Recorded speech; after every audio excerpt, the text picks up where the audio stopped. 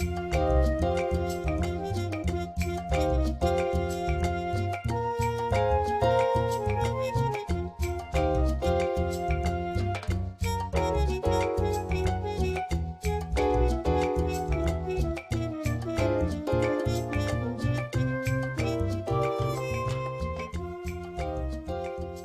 and welcome to episode 25 of Adult Music, the podcast with music for the mature mind. Russ here with Mike. And this is Mike, and this is our, I guess you'd call it our silver episode 25. Silver, excluding the interview episodes, 3 of which we have. For regular episodes, this is 25. This is our 25th regular episode. I guess episode 1 would be a regular episode too, even though it's like, what is it, half an hour or 45 minutes or something? It's really I like short. that one because we just sat down and did it without a plan, and we're still doing that today. How about that? How about that? We have a little Actually, bit we of a have plan. settled into a kind of mold that we occasionally break, but I guess it's okay. We have a format. And Well, Hello World still gets some downloads every week. If you want to find out the genesis of this program and who we are, you'll have to go back and check that out if you haven't heard it yet. Yeah. You could hear how lame we were back in February.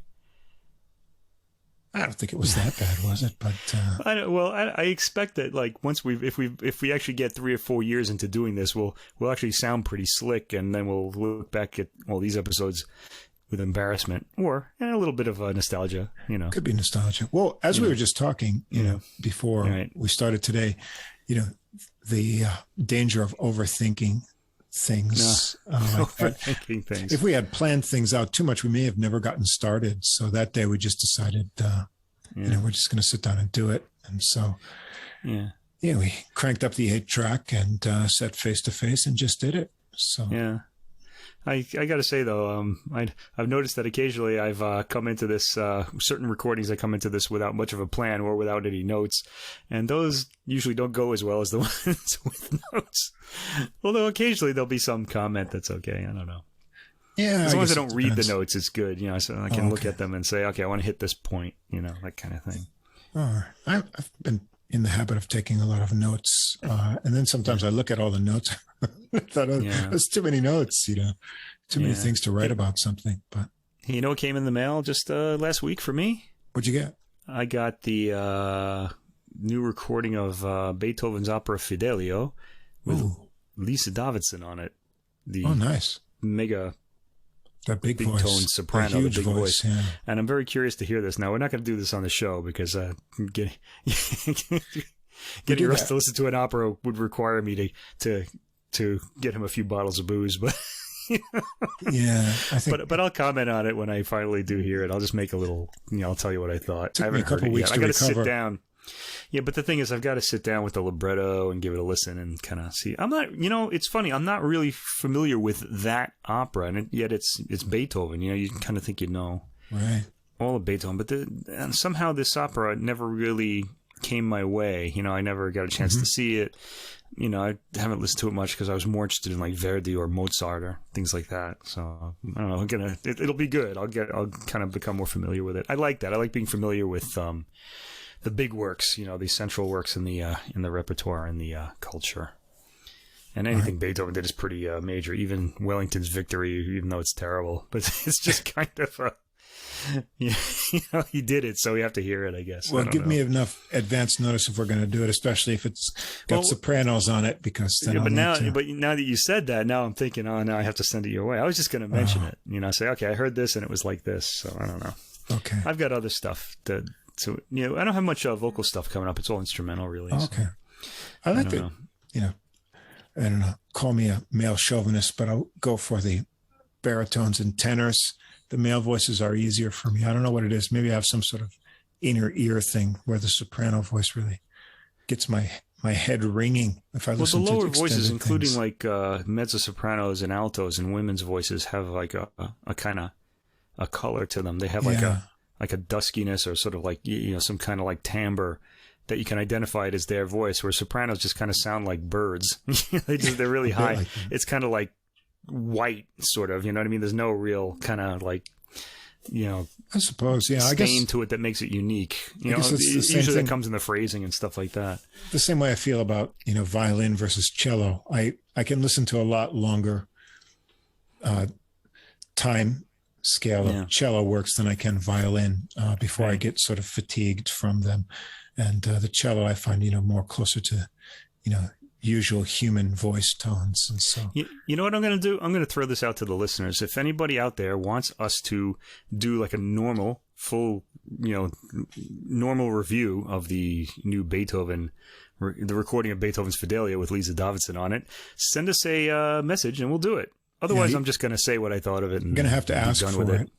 You got to ask for it, okay? Because opera is kind of like especially these days, a lot of opera is recorded. This one is actually a studio recording on CD, which interested me because that's how I learned opera, by learning I used to see operas at the Met in New York a lot. Right. And, you could go in there like for free or for like $20 and stand, and so I got to do a lot of those back in the day when I was in my 20s living in New York. But, I learned a lot of them by, recordings, by CDs. But these days, they all come out on, like Blu-ray disc or DVD, so you have a video component to it too. Now, part of the problem with that is that you don't get... You can have subtitles, but you don't have the libretto, so you don't really know who everyone is. So it's kind of a good idea to go through it with the libretto first, and then maybe watch, if you don't know the opera, and then watch the Blu-ray. Like turn the video off the first time with the libretto, which you have to have from another disc. Or I have a book in the back, 1001 opera librettos, like all the big ones. Right. So I can look at that if I need to. But it's a lot of work watching an opera. To be prepared. Prepared for the experience. Yeah. Well, before we get into this week's program, I want to remind our listeners that in the episode description, you'll find links to Spotify and Apple Music for all the music that we're going to discuss. And at the top of the description, there's also a link to the full episode playlist. That's all the music in one place on Deezer, our preferred streaming app. Although I just found out something today. I'm behind the news. Talk about that in a minute. But we're on Deezer. You can follow us there at username Adult Music Podcast. And also you can listen to the podcast there and then find the full playlist with all the music in one place. If you don't see that on the description on whatever app you're looking at, because some apps don't include the hyperlinks in the description, you can jump on over to our host Podbean, where everything is easy to follow and nice and concise. If you enjoy the podcast, please do follow or subscribe on whatever app or platform you're listening to us on. And if you take a moment to give us a ranking or a few more minutes to write a review, we'd appreciate it, because that will help us get listed in the browsing category and help us rise above all of the endless K-pop podcasts that seem to be coming out like spores from a mushroom or something. Would help us grow our audience, and we'd like that. Otherwise, if you'd like to contact us directly about Mike's opera proposal or any other comments or questions that you might have, our email address is adultmusicpodcast, that's all one word, at gmail.com. And we'd love to hear from you. If we're ever going to review like a Blu-ray opera, you're going to have to like come over and watch it with me. Yeah, come over and watch it with us. And you're going to have to bring the booze. We can't just share stuff on Deezer. Oh my God. Yeah. It's too much. No, but what I noticed was that, the main reason I jumped to Deezer after using Apple Music for a while, because Apple Music was compressed. But I realized that back in June, I think it was, they went to a full uncompressed CD quality on Apple Music now. Oh, really? Yeah, I didn't know that. How about that? Yeah. That's why we went to Deezer, because they have high def too, don't they? Yeah, they do. And Apple has, I think they have 24-bit and 48K. I mean, at our age, we're not going to hear those high frequencies. And there's nothing even in classical music that has. I gotta say though, I don't miss the high frequencies much. I would miss the low stuff because I like that. But I don't need to hear the piccolo, like the higher harmonics of the piccolo or anything like that. Because the piccolo is piercing enough, I can hear it. You just need better. You just need better speakers. You don't need the high res recordings. But yeah, it's kind of a shame. Life does kind of cheat you that way, because you have your best hearing when you're in your 20s, and yet you're more discerning musically as you get older, because as you hear more and more music, right? So you're kind of you get familiar with it, you sort of know the repertoire, you hear more, and yet you're actually physically hearing less of the whole sound that's being made. It's really odd. I guess maybe the advantage that the good Lord gave us is we don't hear those high frequency shriekings that some people make. Makes it easier to ignore some of those harpies and things like that. So no, the harpies are important sometimes, though. Yeah, or the shrieking bats. I'd like to tell listeners here's an adult music podcast secret for you. When Russ and I trade our picks for the week, we do this on Deezer, and when I send him my classical picks on Deezer, I don't just send them directly to him. I send them to the Adult Music Podcast, all people following the podcast on Deezer, which right now is nobody. No, so there's two. There's two? Oh, so they're getting these recordings in advance. They know what we're going to do the week before. So no, you should do that, I should say that we don't know how many people follow the podcast because Deezer doesn't share that, but people who follow the list of the songs are two on there. So. On Podbean or on Deezer? On Deezer, yeah. Oh, so when I send that to all followers, at the beginning of the week, they know what we're going to do a week in advance. That's right. They can listen to them.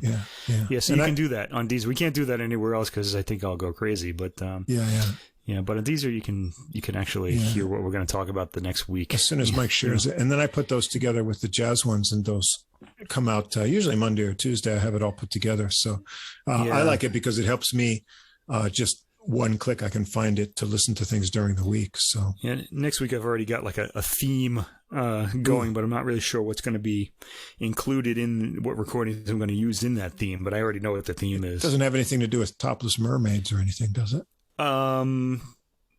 Depending on how you think about it, it could. Oh, I don't know why I said that, but I just had this vibe. But it depends on how you kind of. Oh, okay. Well, I'm eager to hear about that. It depends on the angle you approach it at, I guess.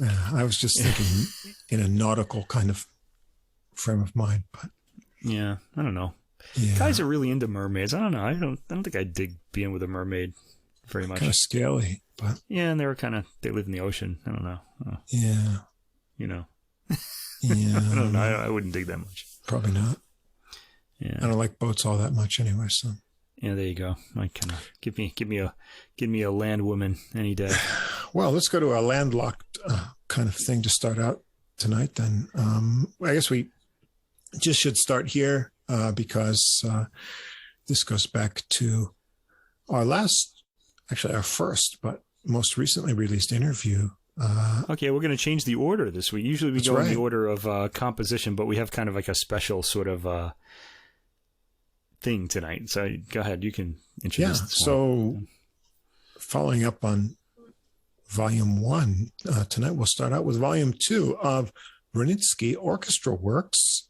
And this Volume 2 is called Symphonies. The first volume had some symphonies, and we discussed that back a few months ago. And that led to our interview with Daniel Bernardson, and the conductor that's featured in this recording, Marek Štilec of the Czech Chamber Philharmonic Orchestra, Pardubice. This recording's volume. By the way, are we saying his name right? Because he even told us how to say it. Yeah, it's Štilec.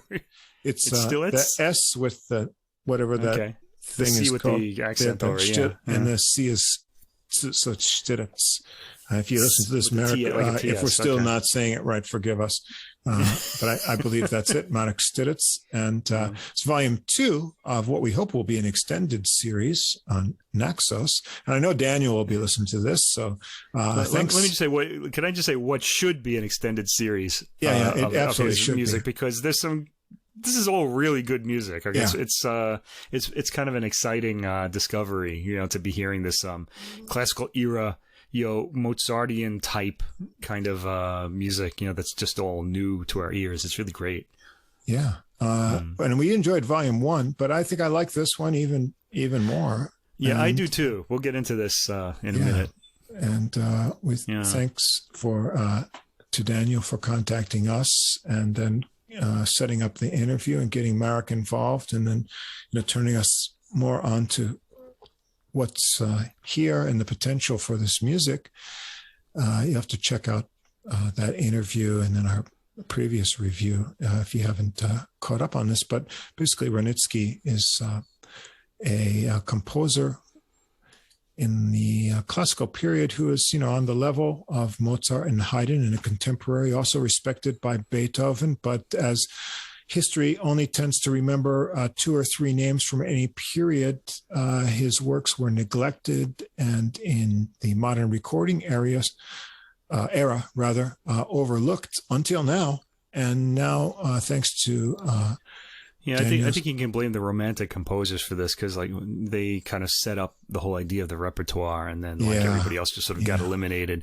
Even music like Mozart and Bach were seen as disposable until until Mendelssohn really started this whole idea of like reviving the past. Beethoven too. I mean, he might have suffered the same fate, but the Romantics admired him so much they made sure he stuck around, and then they kind of reintroduced Bach and Mozart and Haydn, and then a handful of guys. They're all guys too. Yeah, we'll get into that in the future too. They just kind of wound up being like the only music people listened to aside from what was new, until really the 80s, when things started to open up quite a bit. A lot of research started happening, and we started learning about all these composers that were pretty good, and then weren't necessarily the great geniuses of the the West, but so what? I mean, they still made really good music, Well, I have to say that Wranitzky has a lot to offer, and that's shown very well in this recording. And it's a nice sounding recording too.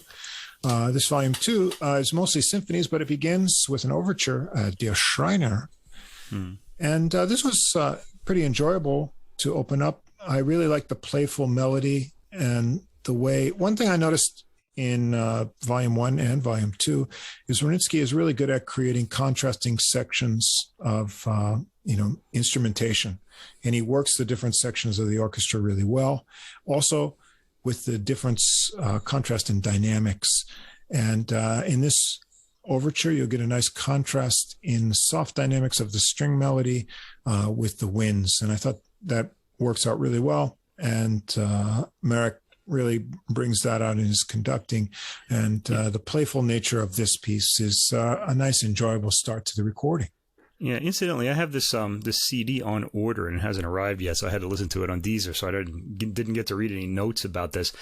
This is an overture to what, though? Is it an opera, or I don't know? Yeah, one of his operas. The Schreiner. It means the carpenter. The carpenter, apparently. That's right. Yeah. Yeah, and I said this sounds a lot more confident than in volume 1. There's a lot more kind of energy and drive to it, and that got me into it right away. I was like, oh, and I would like to think that after talking to us,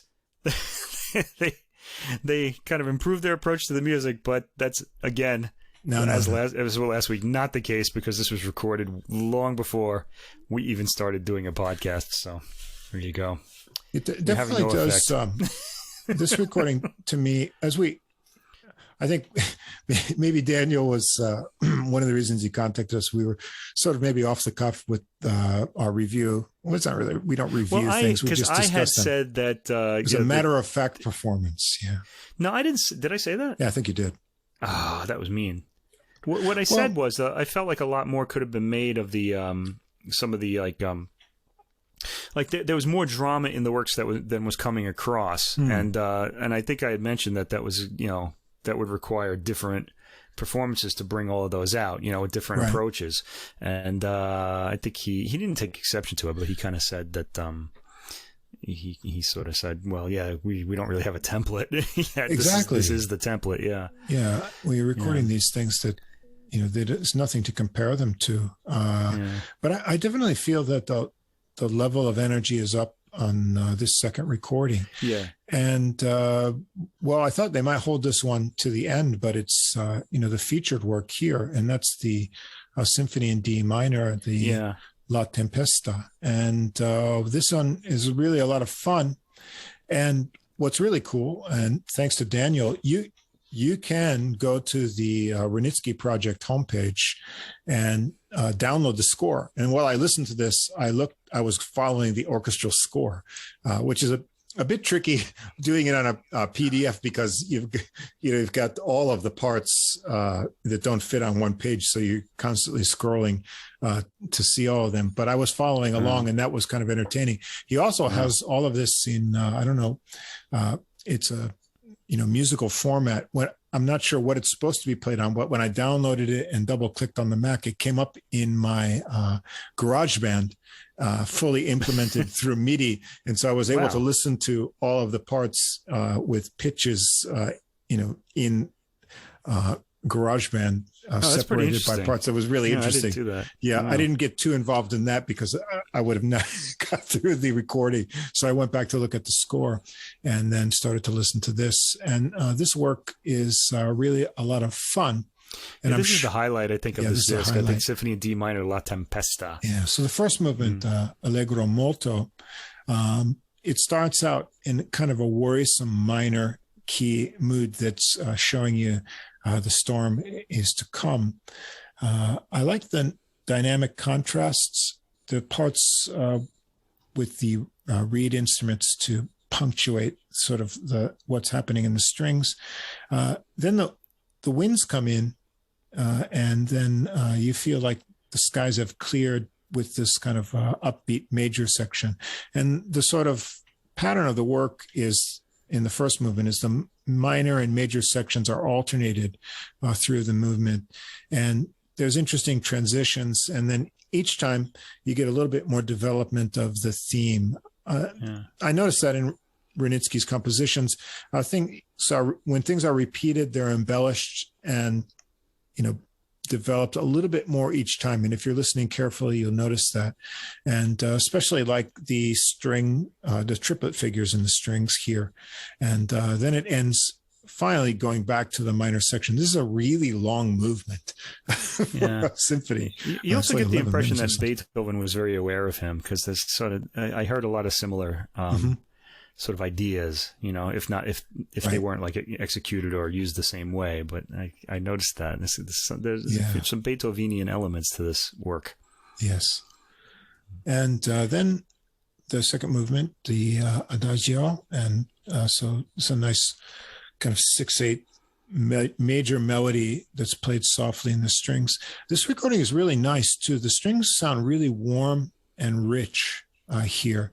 And it builds more, and there's some really nice wind parts in the flute, oboe, and bassoon. The horn is really nice too, and there's a contrasting minor section that's very nice. The whole key here is balance, and I think Marek's conducting keeps that everything is balanced really well, and you can hear all the parts. And I think Marek talked to us about that in the interview with Wranitzky's part writing. And that showed through to me on all of this recording.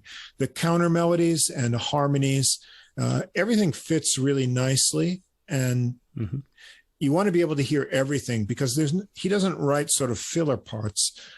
You can tell that everything is, leading somewhere, and you can listen to the individual lines in all of the different sections.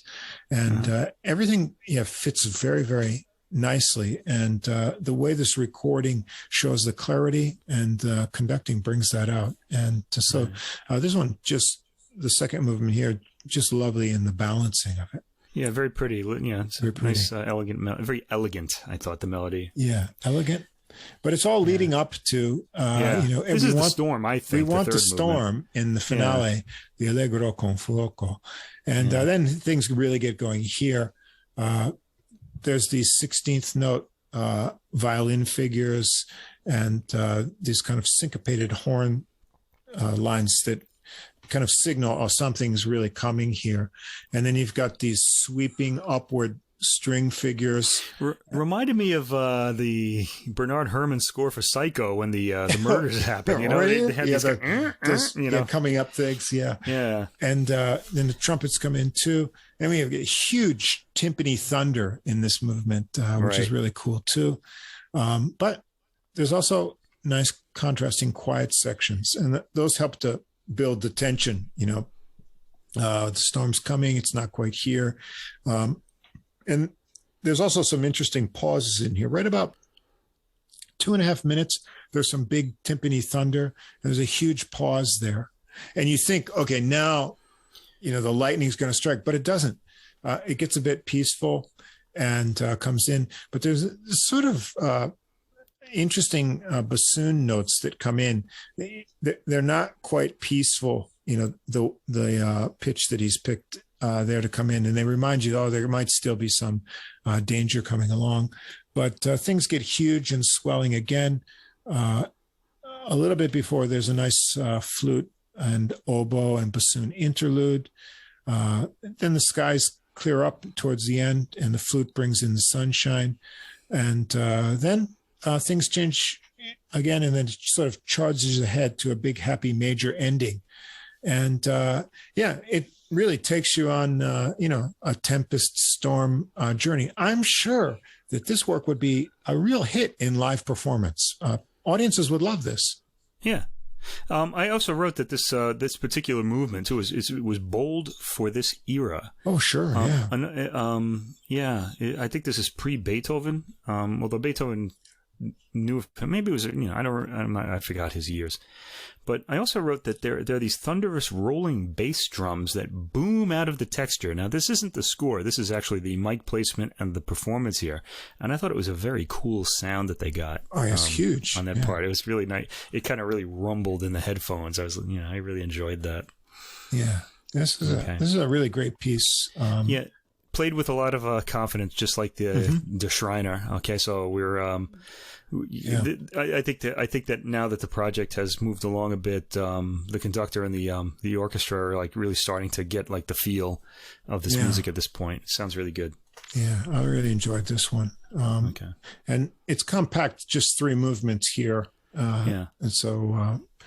They're pretty long movements. Yeah, the first movement is really, for the really era. special. It's not like Then we've got next is the Symphony in A major. This is Opus 16, number 2. It starts out with Allegro molto. This movement is elegant and stately at the same time. It's got a lot of nice contrasting sections again. I think that one of the features I'm noticing in Wranitzky's composition are these well-balanced contrasts between the sections of the strings and then wind instruments. So we've got lilting strings here and slight pauses before the winds and brass join in on the more sort of stately sections. And there's some interesting string notes with pauses before the ending of this one. And what I noticed is, as Wranitzky develops his themes and comes back to earlier sections that repeat, he always introduces something new and interesting so that you don't get too comfortable. You can get lulled into sort of patterns in any style of music, classical music too. But I found that he always introduces some new element when he comes back to another theme that if you're paying attention, you say, oh, that's a little bit different there. And I noticed that in this movement. And so I appreciated, those sort of subtleties in the compositions. All right. Yeah, I thought this work was more straightforward than, and the next one too. They're in 4 movements and they're pretty, pretty much what you'd expect. The third movement is, what do you call it? A minuet and trio. You have the slow second movement. The second movement, a little shorter. The Adagio, it's a peaceful theme. This one has some really nice, orchestration, right? The winds are really kind of cool. They're interjected really nice in there. That's really nice. There's also a nice flute line. And then I also notice, again, as I mentioned before, Wranitzky writes really good counter melodies, and the parts, they work really well together without obstructing, they don't just become sort of a wash of harmonies. The parts are very distinct, and those individual voices, you can hear them really clearly here. I mean, of course, that's in the writing, also in the recording, but I think Marek brings them out in the conducting too, because everything's balanced really well, and you enjoy those sort of layers of sound that are distinct in here. And that leads into the third movement, the Menuetto. It's a Allegro trio. This is a very happy waltzing theme. The string parts are elegant. The main section is played very, very softly. It's got a lot of subtle embellishments on a lot of the parts as they come through again. And they're treated just right, never too much. with just the right spice there. And the finale here is the Allegro molto. The string intro starts a really nice sense of motion because there's some rests on the fourth beat. And so that keeps you moving on to the next measure and, propelled forward. When the winds come in, the intensity picks up. And then there's another soft section that comes after that soon. And then when you're coming through and getting ready, to come to sort of the climax, he introduces this triplet figure in the low strings. And to me, that was a signal like, okay, things are going to build up to a climax here. However, the ending of this piece is really rather tidy and, sort of restrained to this one. So this symphony in A major, it's a bit more standard, but very well constructed and balanced. And well orchestrated. The orchestration is pretty interesting, and that's really what grabbed my ear. And I think the conductor, Štilec, Marek Štilec, wants you to hear all of the lines. He seems to really go for that sort of thing more than, like I've said before, more than, trying to kind of, highlight certain lines to, create a certain image of the piece. So I think he wants to, he wants you to hear everything. And that's nice here because it's a beautifully orchestrated work, especially the second movement. I really enjoyed that a lot. Yeah, that's what I'm feeling, and trying to get a feel, for Wranitzky's sort of signature and personality. It's sort of a extreme talent for melody and voicings. I'm feeling he's pretty unique, and this is why I think this music should be heard more. I'm pretty surprised by all of this. It's I'm finding very much of its era, but it's different too. It's not like even in the accompanying parts. Something that's supporting the melody is extremely melodic in itself. The voice leading and patterns are not just filling in the chords, but they're actually, playing counter melodies, in the second and other voices below that. And even in sort of the rhythmic accompaniments, they're really interesting what's going on in the lower voices and things too. So it's really important that you get to hear all of the voices clearly, and you can do that really well in this recording. So it's very pleasing and fun listening experience with this one. And then the final piece is the Symphony in F major. This is Opus 33, number 3. This one starts with a first movement. It's contrasting. It's Andante Allegro Vivace. And so the beginning is very different from the end. It kind of starts like with a French overture, really slowly. This sort of... But with the full ensemble. So it's really full but slow. And then the sort of lilting oboe melody comes in and has a contrasting thing with the flute that goes on. And then after a brief pause, the strings start the new fast theme, and then it builds through the sections. And again, Mozart used to do this sort of thing a lot. And it reminded this me is sort of Mozartian in this style. Yeah. But you'll notice the exquisite part writing and melodic development as this thing gets going in this movement. Then the brass and timpani accents give a very stately air to this one. And then about 5.5 minutes in, there's a new theme that comes in, and there's some interesting twists and minor chords that come in through here too. So I like that, sort of changing the mood again. There's some really nice horn figures and woodwind lines.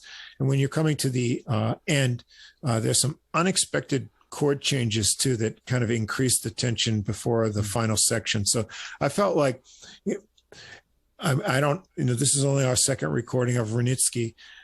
He's very much in, sort of the classical era parameters, but he does have some unique surprises sometimes, and he likes to sort of, when you may be expecting, something standard to come, he will pull something out. And I thought right at the ending here that he created a little bit of extra tension with the harmony that was nice to me. And then we've got the next movement is the Allegretto. This one is a nice kind of dancing triplet start, also including some nice light trumpet fanfares. About just before 2 minutes in, 1 minute and 50 seconds or so, there's a quick change to a minor section, and that sort of alternates with the major. And then there's a great tease of a pause before they do this the second time. It's a very subtle thing, but I really noticed it because I feel like Wranitzky could sense the listener, like maybe lulled into, okay, here's this format of A, B, or something. And just when you think you know what's coming next, you just throw a little slight hesitation or something in there. And I like the flute and trumpet sections here. But then a little bit after 4 minutes, 15 seconds or so, things slow down and seem to be moving for a more dramatic ending. But then it rather calms down and ends very subtly against maybe, at my expectations at least. Third movement, the Menuetto, so Allegretto trio. There's a quick waltzing theme here, but the contrasting melodic sections are nice. And here, you're going to get one of the things that you should notice here if you're not sleeping. You're going to hear O du lieber Augustin, or for you Americans, did you ever see a lassie? Oh. So that melody is coming into here. And what language is that original title? Austrian or German. Is it Australian melody? Yeah, I think Austrian. I think it became Austrian. Okay. Yeah, I don't know. I think. Well, did you ever see a lassie? I think it became like a Scottish tune or something like that. But this was kind of a pop melody of the day, I think, in the 17th century or something. But then Wranitzky was one of the composers who had used it in his works. And so it's very outstanding. It's really well developed here. So that's not done as often as you would think back in those times. No. So it really, surprise. It'll really hit you here unless you're sort of lulled away. But it's noted. If you look up a reference of the history of that theme, as I did, you'll see that Wranitzky is credited with using it in his composition. And this one has 4 movements. So the final is the Allegro assai. And this one has some exciting brisk string themes that get joined by the winds and become more developed. And some interesting little parts and lines, including this kind of cool little bridge phrase of woodwind intervals that only happens once here. And there's some interesting contrasting minor sections through here. And then right around 3 minutes in, there's a pause, and then the woodwinds start again with the theme. And again, I noticed that as he comes through repeating the sections, there's always creative variations in Wranitzky. So the small subtleties of the parts are really charming in his music. And then also, as this comes to the climax, when it gets to the close, there's, this sort of alternating chords, there's a fourth boom, boom, boom, boom, kind of, creating this expectation in the classical period, that you're used to hearing, thinking, okay, I know how this is going to go. But he adds a little harmonic surprise to mix it up in the progression before it comes right to the end. And so I get, as we've talked about, like in, C.P. Bach and other, composers that had some humor. I don't see so much sort of outright jokingness in Wranitzky, but I feel like he has a sense like of where the audience attention span is. And then he knows, like, you may be at a point where you're expecting something. Even, it's interesting because we're looking back in hindsight on, this era, looking at all the conventions from what was developed from that. But even at the time, he could tell what his audience would be expecting. And he just throws a little bit of a detour in at certain spots to take you, on a little bit different journey. And I like that about it. So Haydn used to do sort of things like that too. He put these little jokes in the middle to startle the audience or whatever. All right. I thought I had mentioned that, certain things. How am I going to say this? I actually said it at the beginning. I can't remember, but certain, like there are elements of the score where you'd want to hear more recordings of it so that you can kind of hear the drama. Like I feel like these last 2 works again, where they're being conducted so that you can hear the whole score and everything. Yes. I didn't get that as much. I felt like the Tempesta, that symphony, and the Schreiner Overture were more realized, and it makes me wonder. I suspect that this recording was made in the reverse order that it's been released. Like, I think the last symphony on the album was recorded first, and then the third one was recorded second. Just because I feel like the confidence level of the first two works is higher than the last two. So I'm just kind of curious about that. Maybe Daniel could let us know.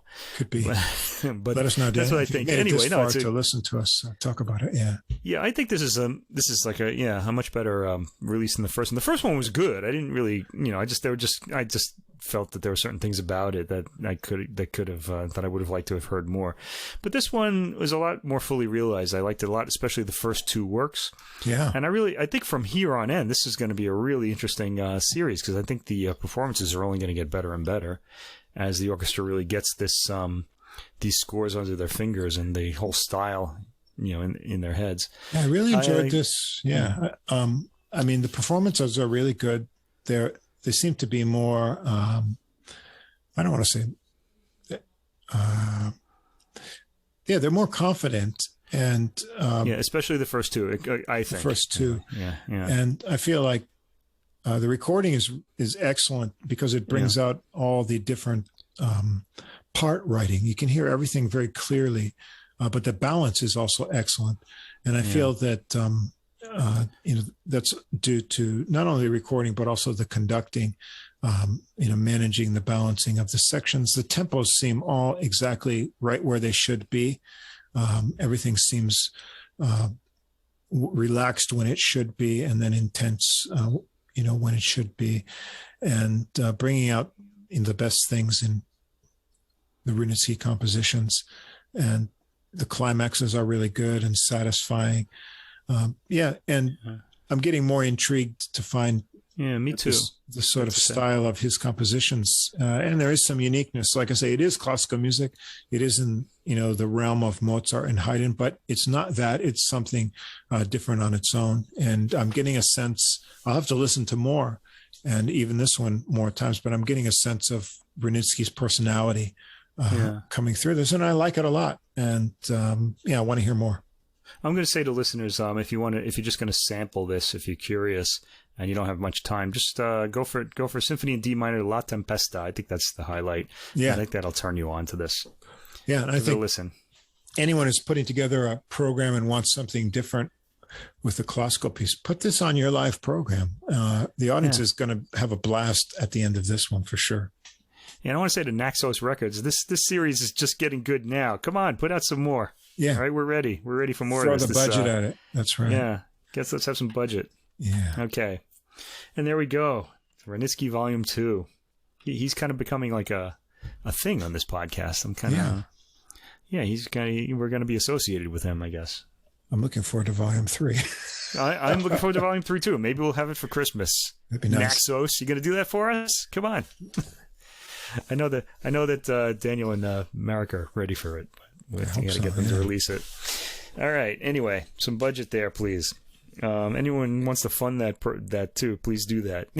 Okay, if anybody out there has wants to help out. Okay, so we're actually pretty heavy on the classical music side this week, because I've got 3 more classical recordings. We've got 2 jazz this week, right?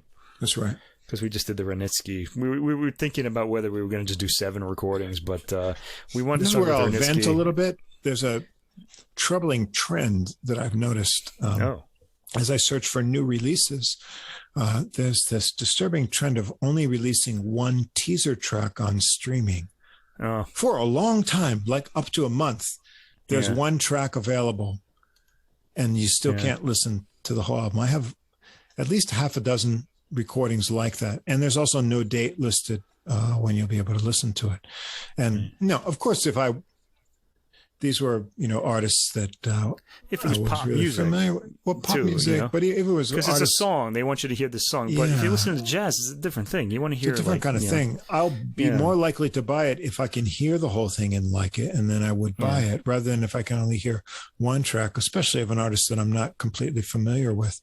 I hope this isn't a new trend, but there's a lot of things like that I've been waiting on for more than a month, and I still can't listen to the whole thing, so we can't talk about it yet.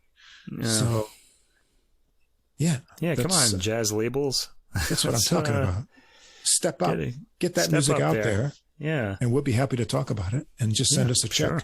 We got to hear it first. We got to hear it first. Yeah. Speaking of hearing it first, we've got going back to the Baroque era. Next, we're going a little backwards in time. And this is an album by Nicola Benedetti, simply called Baroque. All right. Now, she's kind of... Benedetti, she's got an Italian name, but she's actually British. She lives disappointed. In England. She's got Italian roots, though. And this album is called Baroque. It really should just be called Vivaldi, though, because that's basically what it is. Mostly what it is, yeah. Yeah, it's like 3 Vivaldi concertos for violin. There's 1 Vivaldi movement from a violin concerto. And then there's just 1 extra track, Francesco Geminiani's Concerto Grosso on La Follia, which he lifted the entire violin line. He didn't just write it after Corelli's Violin Sonata, Opus 5, number 12. He actually lifted the violin line from that. It's the same, but he orchestrated it differently. La Follia is like a series of it's a series of chords that are improvised over, sort of like in jazz, I guess. But he's sort of reorchestrated it here.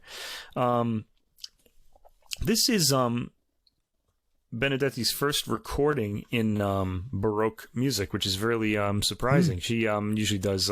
Last year we heard her in an Elgar violin concerto, and she had been talking to the Andrea Marcon. He's an Italian director, and of a Venice ensemble. I can't remember the name of the ensemble. I should look it up.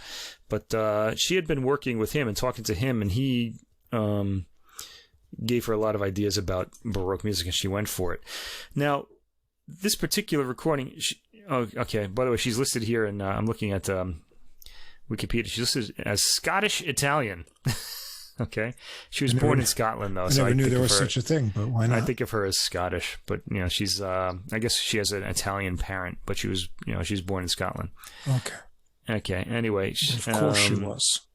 So she's going for the... said Sean Connery as James Bond. Okay. All right. So this she's put together. She's not playing with Andrea Marcon and his ensemble here. She's put together her own ensemble of players, and they're called the boy. I gotta open the booklet to see this. It's not on the cover. She's the only one with the billing here. Okay, with the Benedetti Baroque Orchestra. Okay. All right. So I had to do a little research into this, because when I heard this recording, it's a lot of Vivaldi, not such familiar concertos, but the sound profile of these is familiar. They're fairly aggressively played and beautifully blended. There's a kind of butteriness to the whole kind of way the entire ensemble melts together. And it made me think, they're playing on steel strings, modern instruments, but that's not the case. She's actually using... Yeah, it's not. True, she's playing on gut strings here. I had to look this up, and I was kind of surprised to hear it, because you're not hearing the separation between the instruments that you normally hear with a Baroque orchestra. By the way, did you get the frequency? A is because this sounds bright to me, and I'm guessing it's not one of the lower pitches for A. I bet they're using something a little higher. Like around 440 hertz. I couldn't find any information on it. A bit higher, yeah. Yeah, because it's very bright sounding. It doesn't sound like it sounds like a Baroque ensemble. There's a harpsichord and there are strings, right? So it sounds like a Vivaldi, recording. But there's something a little smoother or slicker about it than what we usually hear. And I'm kind of wondering what's causing that. Well, first of all, one of the things that's causing it is the ability of the performers. I mean, she plays these solos beautifully at very high speeds, which also made me surprised to learn that these are very gut strings. Yeah. The ensemble is really thick sounding. It looks like there are 9 string instruments. There's a lute and there's a harpsichord, but it sounds like it takes up all the space. The ensemble, again, something that I'm not really used to hearing in a Baroque recording, and the harpsichord and the lute kind of sound buried underneath all that. Like the harpsichord is kind of like outlining its sort of the harmony, but you got to really listen through to hear it. It's not like kind of out there in the open. So it's got a very specific sound quality to it. It's a little different than what we normally hear with period instrument performances. I don't think she's using either she must be to an extent though, period instrument playing style so much. There's no vibrato, but it's very smooth kind of, and it's a bit she has virtuosic bowing. Yeah. She doesn't use any vibrato to speak of, and my first impression was the gut string sound is rather dry.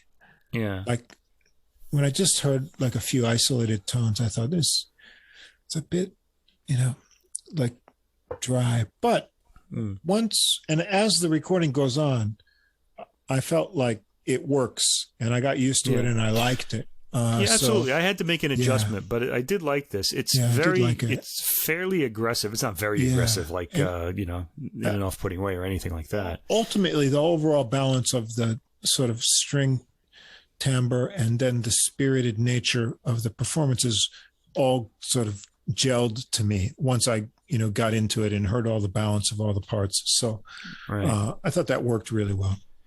Yeah. I think the highlight on this was the Geminiani piece, Concerto Grosso in D minor, La Folia, because it's got a lot more space in it. You get to hear the inventiveness of the writing, the variations, and it's a familiar melody. So it's a familiar chord progression, let's say, from this era. So it just feels good.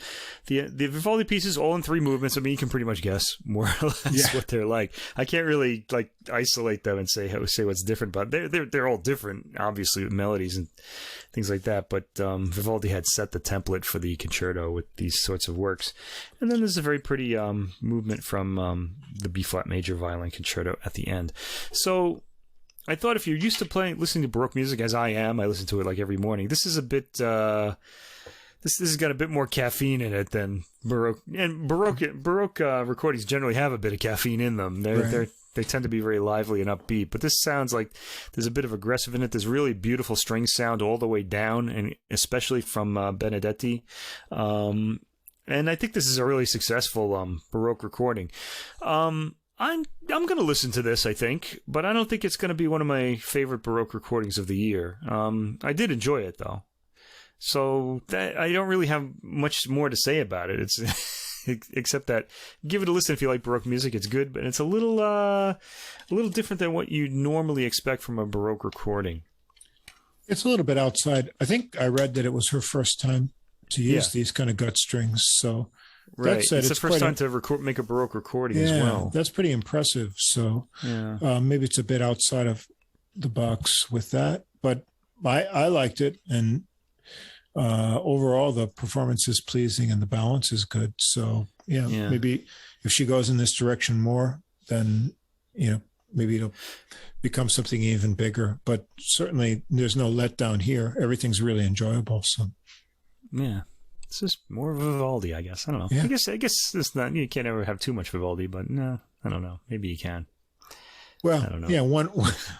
One recording at a time is usually enough. But, they're Vivaldi. By the way, if you kind of he's a really easy listen, and one thing I get from people is that they kind of apologize to me for liking Vivaldi because I think it's too simple. Which I think is kind of ridiculous. He's a great composer. He has great melodies. The Four Seasons is really inventive. I mean, they're just, it's a fantastic work. But the thing is, if you're just getting into Baroque music, this is a great place to start because they're kind of like pop song length movements. They're all 4 minutes, 3 minutes, and they're over, before you know it, and you're just getting into them, Right. But that's how he wrote, and very enjoyable. And that's not all he did. We also found out that he wrote a lot of really interesting operas as well. In the 90s, they started discovering them and recording them. So there's more to Vivaldi than his violin concerti. Okay? Yes. So anyway, an enjoyable record. I think it should be labeled a Vivaldi recording, but it's simply called Baroque. Good work, Nicola Benedetti. I really liked this. Get those gut strings on there and play some more. We want to hear it. A lot of strings. Yeah. I had to really listen for the lute. There's a lute player on this recording. They're kind of that string texture was kind of heavy somehow. Yeah, I don't know. Yeah. So I'm kind of curious about that. 9 players, 9 string players, plus her, so it's 10. So 2 per voice, and then there's like a double bass, and there's her, and there's a lute and harpsichord underneath that. I'll have to do some research into that and see. Anyway, moving on. We have. Oh, by the way, I should mention the Nicola Benedetti. I got to start mentioning the labels. That's recorded on Decca Records, and it just came out just last week. Yeah. Okay. The next one is a recording for trumpet and organ by Tine Thing Helseth and Kåre Nordstoga. I think I actually wrote down how to say this name. Kåre? How do you say Kåre? I don't know. It's got a little thing over the Kåre. A. Yeah, it's got the A with the circle over it. And then get this.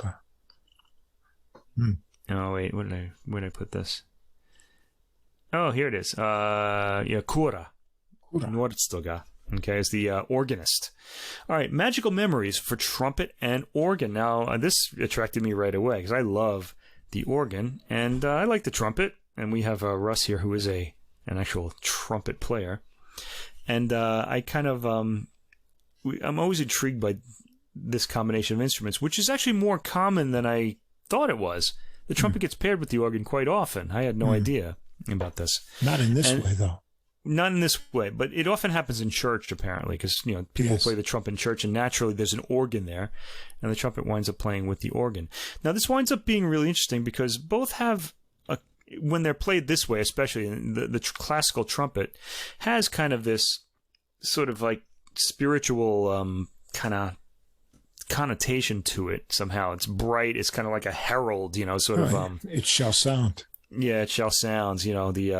Especially in Baroque era music, which is mostly what you hear it in.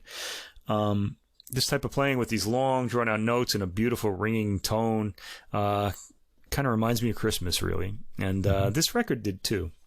This is on the LAWO Classics label, and the cover photo is a photo of Tine Thing Helseth with her trumpet getting ready to play against a hot pink background. It's kind of wondering about that. It does stand out. This cover, and it's a collection of works for trumpet and organ that are either Baroque. There are 1 or 2 Baroque suites on this, or they're Scandinavian works, really from all over Scandinavia. We have Grieg, Norwegian music. I think there are a few Danish composers on here, and 1 or 2 contemporary ones as well. All of these works fall really nicely on the ear. The trumpet's recorded exceptionally well. It doesn't, brass instruments can really blare, and this doesn't at all. It's really beautifully played. The way she kind of forms her melodies and just tapers off at the sound at the cadences is just really beautiful. She has a really good sense of the melody, and that's important here because a lot of these works are taken from Scandinavian folk songs. You get that kind of folk quality from them.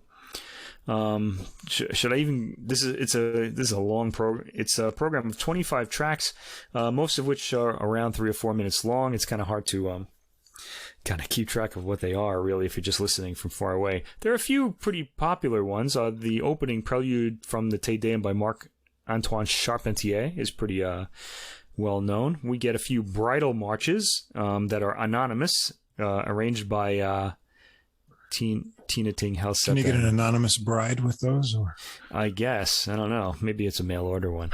Mail order, yeah. Oh boy. Okay. So there are 1 or 2, and we get some Telemann. We get a suite by Jeremiah Clark. A lot of Grieg. She seems to end sections with a Grieg or work by Grieg. And then there was the thing that stood out for me was I didn't even know what this was. Jean-Joseph Mouret, the Rondeau from Fanfares and Symphonies. This is this one is a popular trumpet one. Yeah, it was used in Masterpiece Theater on PBS. Yes, yeah, that's right. I remember that Canadian when I was a brass kid. And other. Yeah, this is a familiar melody. One, yeah. But most of these melodies aren't familiar. The other thing that stands out too, well, there are only 2 things that could possibly stand out, and they both do. The organ playing. The organ playing here by Nordstoga, Kåre Nordstoga, is really it's sensitive. It never kind of interferes with the trumpet. The trumpet sounds out, very clearly above it. And the organist has a lot of different sounds at his or her. I don't know who this. There's no picture of this person in the book, so I don't know who it is. It has a lot of sounds at that can be used. Oh, here it is. It's a guy. Okay, Kåre Nordstoga at his disposal. Oh. I didn't know this name. Okay, forgive me. And he uses a lot of the color. The color of the organ timbre will often change under the trumpet playing, and it's very subtle, but it pulled my ear in, and this was an easy listen, despite it being so many different pieces. For a fairly long program, I got through it without a problem, without any ear fatigue at all. This is just really fantastic. I thought I like the playing. I like the approach, and I like the program. Usually, you'll hear trumpets will have like old Baroque programs and things like that. But they've this duo has put some Baroque works in with modern Scandinavian works, as I said, and a few contemporary works to make a really intriguing program. I just enjoyed this all the way through. That's what I have for that. Yeah, I have a lot of trumpet and organ works, a lot of them from Germany, well-known and lesser-known ensembles, and they almost exclusively focus on the Baroque element, so you know what you're going to get. So I think the strength here in this recording is the variety of the programming. I like Helseth's trumpet playing. It's very pretty.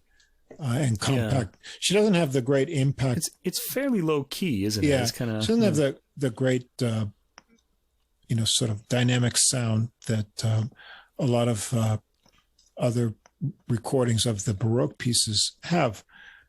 But that doesn't matter here because I've heard these recordings of these pieces so many times. I'm not really expecting to hear something great and new with them. I think the strength that she has here is incorporating these Scandinavian pieces in here. And that's what made the recording interesting for me, because she can show that more lyrical style and also variation of tone. If she were only playing the Baroque pieces, I would say this is just another recording of these same pieces that I could put on the shelf with those other ones. But I think her strength is in the lyrical nature and the sweetness of her tone, which is very nice. And then the Grieg pieces, the Shenandoah also. Oh, that's right. I forgot to mention that. Shenandoah is on here too. Very lyrically played. And I'm not sure how this is pronounced, but the Swedish love song, is it Solberg? I didn't want to go through the titles because I wasn't going to be able to pronounce them. Den första gång jag såg dig, or something like that, which translates as the first time I saw you or something. But this is really nice. And what's really interesting, you might encounter these pieces on another trumpet recording. I have, more lyrical recordings, but these are played with organ, which, usually it's going to be with piano or something else, but or some Baroque orchestra or something. Yeah, this sticks, with that same instrumentation. So the organ is really flexible in tone, and then it brings out her lyrical trumpet nature, and it makes it more personal because if you read the notes of the recording, apparently her mother was an organist, and these were pieces she heard and songs in her youth when she was listening to her mother play and things she remembered. So I think the strength of this recording is the program, the variety of that, and then that it allows her to show her strengths, which to me, her strength as a trumpet player is her more lyrical nature and phrasing, which wouldn't be necessarily highlighted on an exclusively Baroque program. She has great chops and things, but in comparison with these works that have been recorded a lot of times, I find that the Scandinavian pieces and the more lyrical ones really show, her personality, and then the selection of the pieces also show, a unique programming thing, and that's what made it nice for me. So I really enjoyed that in terms of the content of the program. Yeah, the album is called Magical Memories for trumpet and organ. The Magical Memories, of course, are probably of her mother and of learning these songs. It's her personal memories, and that's what makes it a unique selection of material. Yeah, the thing that I didn't mention this. One of the things that makes this so appealing to me was her obvious enthusiasm and love for this music. I mean, it really comes across as a really warmth to it that's infectious. I think you can.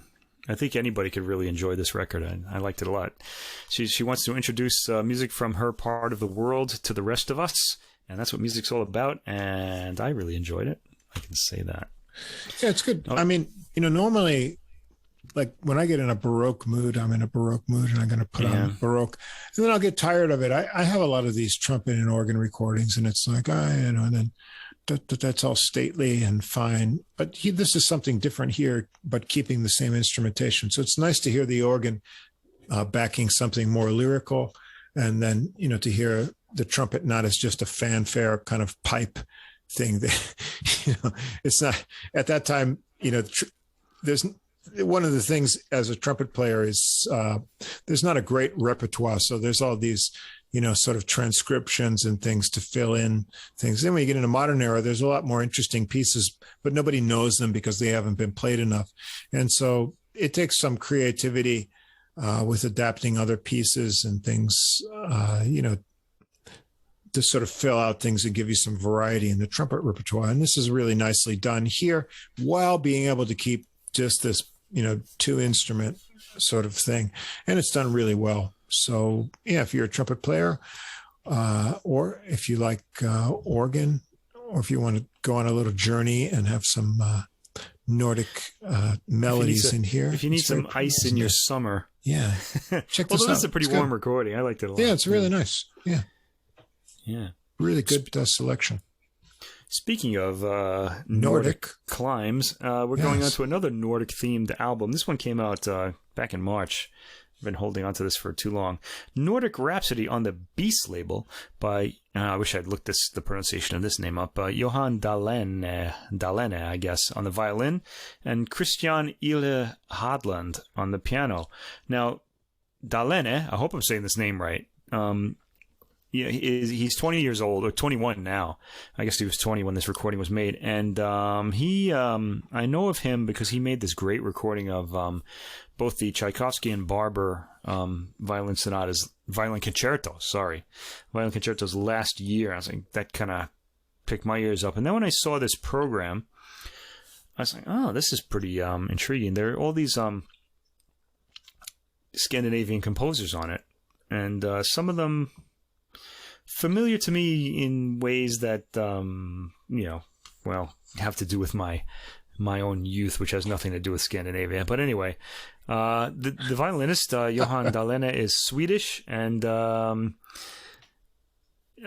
his partner here, pianist Christian Ihle Hadland, is Norwegian and around 38 years old. He's a lot older than Dalene. And the music on this album isn't very well known internationally. And this makes it something I automatically wanted to hear. I'm always looking to hear some music that I'm not terribly familiar with. Also, if you are fortunate enough, as I am, to own the Beast CD, it is in fact an SA CD. So you get that great direct stream digital sound, and if you're set up for it, you can have Super Audio CD quality, and even multi-channel if you have surround sound in your a system that'll do that. There's a surround sound track on this too. Thank you, Uncle Beast. Yeah, I used that. It was kind of cool. Actually, does this have a 5.1? It doesn't say. It's probably like in the booklet somewhere. Okay, but I rather enjoyed that. I got to put the surround speakers on, and it was worth it. In that context, the violin sounds a bit far away from the mics, but it's beautifully balanced with the piano. There's no problem there. The piano sounds kind of full in the recording. Now, I only listen to this in surround in the 5.1, so the back channels are all kind of like an echo, but it kind of creates the illusion of space. I probably should have put this in headphones too, just to hear what it would sound like in 2 channels. All right, anyway. Yeah, detail is easily heard on this. Okay, now the first piece on this is by Christian Sinding. He was a Norwegian composer, so I guess this one is you kind of get the feeling of the pianist and the violinist like trading works from their culture here, because the first one, Sinding, is by a Norwegian composer. The pianist is Norwegian, and then the second work is by Wilhelm Stenhammar, who is Swedish, and that's the violinist nationality, so they kind of take something from their own countries here. Sinding is familiar to me because he had a solo piano piece that was really famous called Rustle of Spring, which was in my piano bench when I was a kid. I guess someone in my family played it. I never heard anyone play it, though. The score was in there. I'm still not really sure how it goes, because I've never heard it on a recording either. I've heard it on a recording a long time ago. I don't really remember it very well. But anyway, here we're not hearing that, needless to say. We are hearing Suite im alten Stil, which I'm guessing is high style? Alten or old style? I don't know. All right. The first movement is kind of a perpetual motion violin line. The second movement has a very pretty melody, and Dalene shows off his wonderful legato line that we heard in the concertos last year. He's a very good violinist, and he's very young, so someone to listen for. He's another one, kind of like on the previous recording with Tine Thing Helseth. He shapes his melodies beautifully, and that's kind of important in a piece like this that the world might not be familiar with. Suddenly this work becomes, it sticks in the ear. You can remember the melodies very well from this. Sometimes the musician can be of great help here. The third movement features some excellent double stopping, so we're really hearing his whole technique in this in these three movements.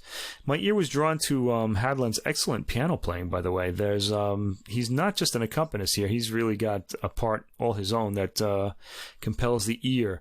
Dalene, by the way, gets a nice cadenza in this piece, which is unusual for a violin sonata. Usually it's all written out, with some impressive double stopping thrown in, and this piece really is kind of you can kind of say it's almost like he's giving us his calling card here. These are the things I can do, and he does them all well. Beautiful playing. All right, the next piece, the Stenhammar, two sentimental romances, are well named because they are very sentimental. Dalene gets in a poignant mood here in the first piece, which is labeled Andantino.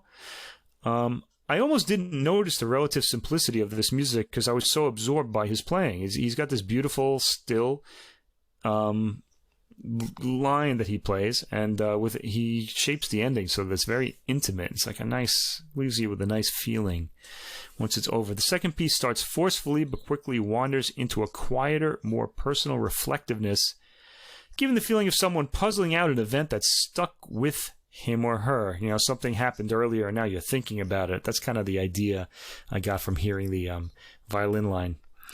The Dalene gets some opportunities for climactic high notes here and puts them across with full feeling.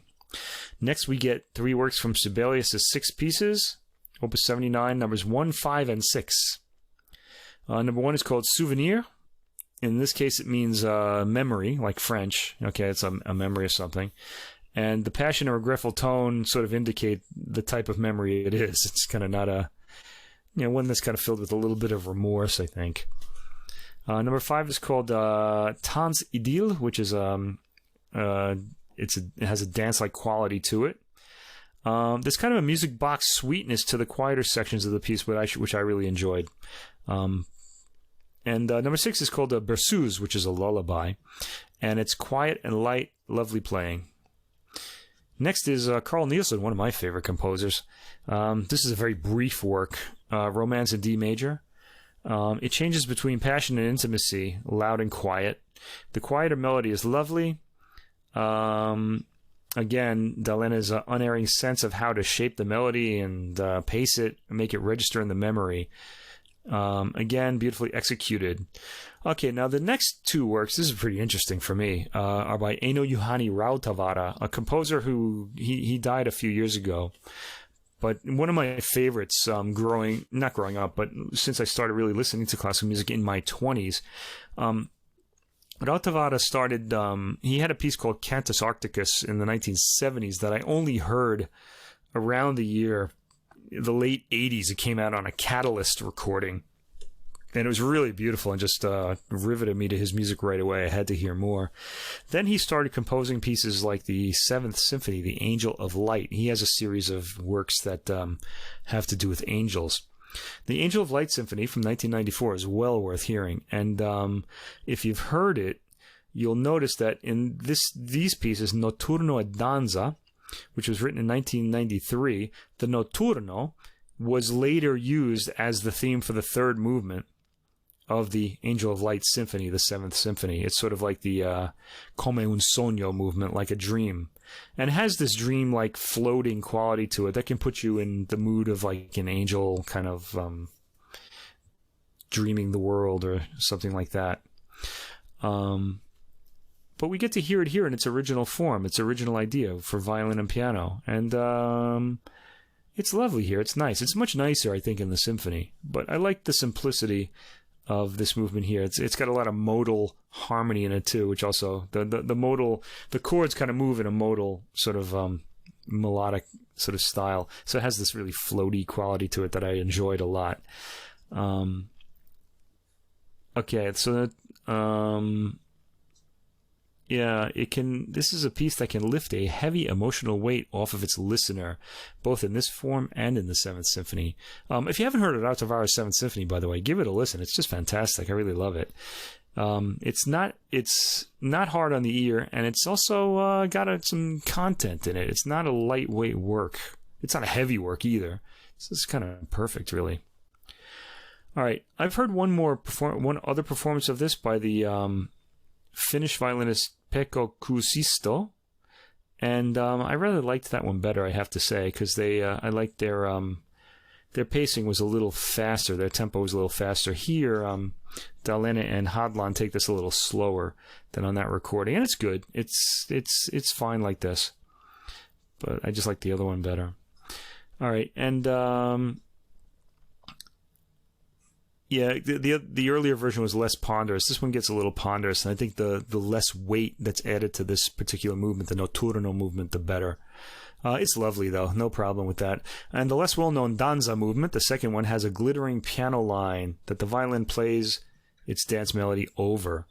And this piece uses 11 beats to the bar. It's a little strange. It's hard to count, too. I was kind of trying to follow it, but I guess you'd have to play it to do that. Okay, at the end, we have a big work, Grieg's first violin sonata. This is the only multi-movement, well, the only big multi-movement work on this disc. Is 21 minutes long, so it's double the length of everything else on this disc. It's in 3 movements, and the melodies in this piece all have a traditional Norwegian folk or dance quality to them. So there's something about folk music that really sticks in the ear, so you feel like it's familiar even if you've never heard it before. It starts with a dance-like melody in the Allegro con brio movement, the first movement. The section oddly ends on a full cadence. This was really strange for me, because usually you'll get a cadence at the end of the full section when you've heard all the themes. But he ends the first melody on a full cadence, and then we're off to the sonata movement's second theme. Still cheerful and folky. It doesn't really sound too much like the quality doesn't contrast very much with the first melody, which is a little unusual, but it's a bit more song-like than the first one. Again, a strong full cadence ends that. In fact, the movement seems to move in sections of song without traditional sonata development. We seem to kind of get these songs coming one after the other.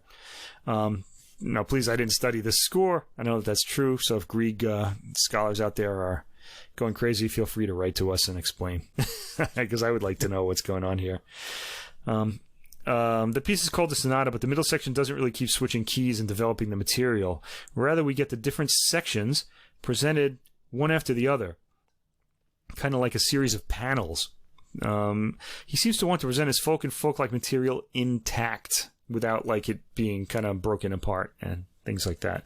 That's what I got out of it without hearing it very many times, so forgive me if that is not correct, but that's what I heard. The second movement, Allegretto quasi andantino, has a song for the outer sections and a folk dance in the middle section. It includes the musette-like drone effects. I love those. Beloved by composers who want to represent the European countryside. Okay, so you'll hear the bass droning occasionally. It's sort of like a country dance sort of feeling. In the third movement, Allegro molto vivace, fast folk dance melody offset by slower song-like melody. There's a fugato in the middle section, which means it starts like a fugue with different voices imitating each other, but then goes off in a different direction than a fugue entirely. Hadland's tempering, this is the pianist, of his volume in the middle section sets off the violin well and pulls on the heart. Okay, this is this piece. The folk tunes in it are very highly appealing. This is a work that's easy to like on a first listen. This music was composed in cold climes, but it really warmed me up. Like I really needed that in the summer. Maybe I should have listened to it in the winter. But there you go. I'll have to save this disc for the winter. I liked it a lot. I will be returning to it. So, recommended. Well, all three of my recordings this week are recommended by me, including Wranitzky, too. That's your choice. That's our choice, really. But, yeah. It was a lucky pick in the beginning. Yeah. It's been fruitful. Yeah, I like this one, too. Again, Nordic program. That draws me in. I like that. I like all of these Nordic composers. Especially, we're both big fans of Nielsen. So whenever I can get a Nielsen composition on a recording, I want to check it out.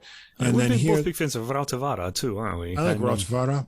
Yeah. And then I didn't know Sinding at all, so that was new to me, but I enjoyed the piece. I thought Dalene's, he's a real youngster, only 20. I mean, he's just coming up, but he's got, this fabulous technique. Maybe sometimes he's a bit too enthusiastic. He doesn't have a lot of restraint. But overall, it's mostly lovely playing. Kind of like most 20-year-olds, I guess. Yeah. So that whatever can be forgiven. The exuberance is there. But I like hearing it, I guess, at my middle age now, because I'm like, oh, I remember that. Yes, it's at our age, it's hard to be really enthusiastic about anything that's not completely new. It's let somebody else do it, But I really enjoyed the program, and I liked Hadland's piano, and the interplay between the two is really good. The program's these good. Two should stick together. I thought they were both very good. They together. have a good synergy here. And I think this Nordic repertoire should be mined more deeply. And if that's the direction he wants to go, I'd be all in favor of it. I'd like to hear more of this. It's, overall very enjoyable, emotionally satisfying. And they find, the sort of expressive qualities inside of that. And you can go deeper and deeper into this repertoire. It should be explored more deeply, and this one's really enjoyable. And it's an ideal introduction to this repertoire too, if you're interested. At 20 years old, he's got a big future ahead of him, huge technique and good emotional expression. And let's hear more. Let's hear volume 2, 3, and great even sense more. of melody too. And stick with this sort of Scandinavian composers. It's sort of one of my favorite regions. I feel that like their music captures the geography and sort of landscapes and moods and other things of that region. And I get lots of visual images from this music, and I love the melodies from all of these composers, especially Nielsen. We love the Nielsen symphonies. I also have a few recordings of his lesser played pieces and piano music and things too. So I think, his repertoire can be explored a lot more. And I'm really glad that, younger players are interested in that. So. Yeah, I want to recommend the Nielsen symphonies. There are 6 of them to listeners. They're especially all great. Number 4, which is my favorite. Yeah, but they're all pretty great. Yeah. 6 is 5 and 6 are harder, kind of nuts to crack, but they're still great. I mean, I like them. Yeah. But number 4 is really powerful. It's just fantastic, and it's a symphony for our time too. I think so.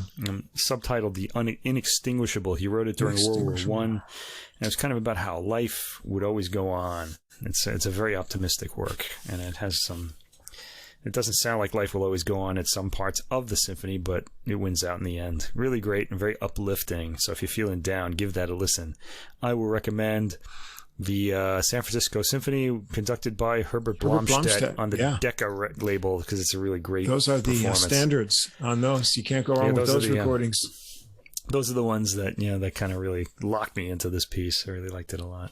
Yeah, but I think, Nielsen recorded, he was a versatile composer. He recorded a lot of other instrumental works and things, which you don't get to hear very often. I have a couple recordings of each of those, but I think, the three great concertos, I know that. Yeah, I think it would be great if up-and-coming players on different instruments would highlight those and, find what's really unique about them and bring them back to the forefront. I think his music is really satisfying and interesting. Yeah. So I want to hear more of it. No, we could go on about like Scandinavian composers. We also like Nielsen's the guy who came after Nielsen, Van Holmboe. Van Holmboe. Yeah, his symphonies are great. Yeah, it's really funny. They've only been recorded once, as far as I know, by Owain Orwell Hughes and the who was it? Aarhus Symphony Orchestra, I think. Yep. Yeah, and boy, the thing is, they've only been recorded that one time, and it was like discovering something amazing that you'd never heard of. And yet no one's recorded them again. So all of you out there can discover this amazing music if you like. Go to your Holmboe, Holmboe. Listen to Symphony No. 5. I'll recommend. It's a good place to start. And prepare to be amazed. This is really fantastic, powerful music. It's really great. And he has brass works too, like brass quintet and things too that don't get recorded. I think he was enough. The first time that I ever heard like the trumpet and organ together, because he wrote a brass quintet and then he wrote a trumpet and organ work, which was kind of haunting. It wasn't as nice as the ones on the recording we heard today. And they sound really good on Dolly speakers. So I bet they do. Dolly, come on. Yeah, there you go. We'll be happy to feature a Dolly commercial in the podcast. So you don't even have to pay us. You can just send us some speakers. Yeah, just give me another set. I've got two sets of your speakers here already. Yeah. Come on. Ready for the upgrade. Number 3. All right. All right, so that's the classical program for this week. And very extensive. Here we go. On to jazz. Right. On to jazz. And I've been looking forward to this, because one of these I really got turned on by. I liked it a lot. I think you can guess which one it is, too. Yeah, I know which one it is, and that was the wild card. But first, this one I saw coming out on Smoke Sessions Records, which we featured a few discussions of their pieses so far. We try to get them in a lot because they sound really good. They always sound great. I believe they're all analog recordings that they do there. But if you read the history of Smoke and how they sort of came about to start recording at the beginning, the live music that they were featuring at the Smoke Club, and then decided it was worth capturing, and then sort of built a record label around that. It's an interesting story.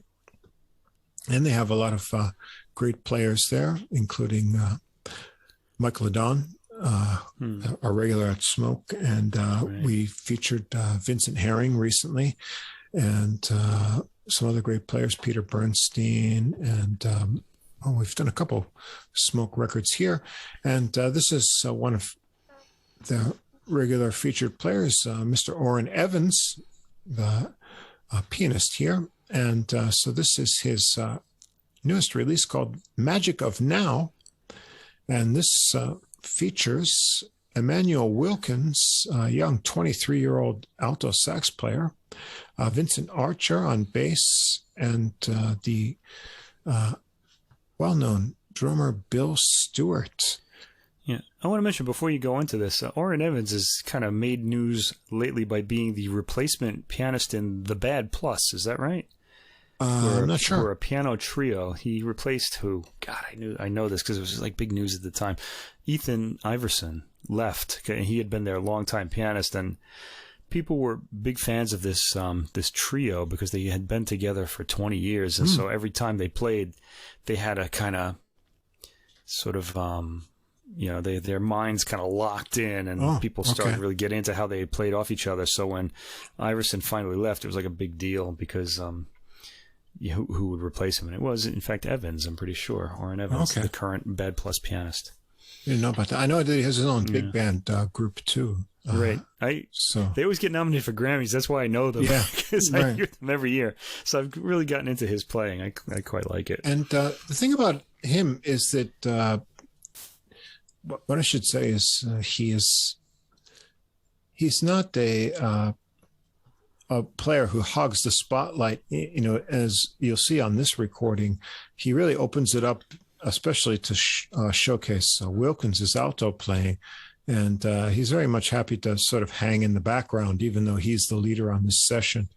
So he's a bit, I don't want to say reticent, but and even in the pieces, he drops out when he feels like he's not adding too much to what's going on. So he's very much musician's musician, and that he's not really seeking to monopolize the playing, but really thinking musically what's going on here. And so here we've got mainly a recording that features originals by Evans and Wilkins, a balance between. But we start out with a piece that's kind of a joining of two pieces. One, an original composition by Bill Stewart called Mina, and then a Mulgrew Miller tune called The 11th Hour. And they're sort of stitched together here. And it begins with a tight drum groove to start, and then bass phrases and sparse chords by Evans add in. And Wilkins comes in with a melody with a very kind of light sound. You get a sense for his alto sound right from the start here. Evans plays a solo with a lot of space, using rhythm to build it up. See, Wilkins has a rather tart tone here, and his solo brings in more and more intense harmonic lines as the intensity builds. Listen carefully on this recording to Stewart's drum work. It's very subtle, and he has really great cymbal work. He's really a master of texture in his drumming. Things cool down with the sparse piano chords that come in again, and then Wilkins returns to the melody, and they transition to another new melody. Then this is where the tune changes over to the Mulgrew Miller tune, and Wilkins blows intensely over the drums with occasional sparse chords by Evans, and then the bass kind of drops out for a while. He really builds it up into a wailing sax frenzy, and the bass comes back in to join the drums, and then Evans drops out a bit again before returning. Wilkins keeps pushing the intensity with a riff that he repeats and then really deconstructs and works into something new. Then Evans takes an exploratory solo over a repeating bass figure, and drums come in for a while until the bass starts walking again.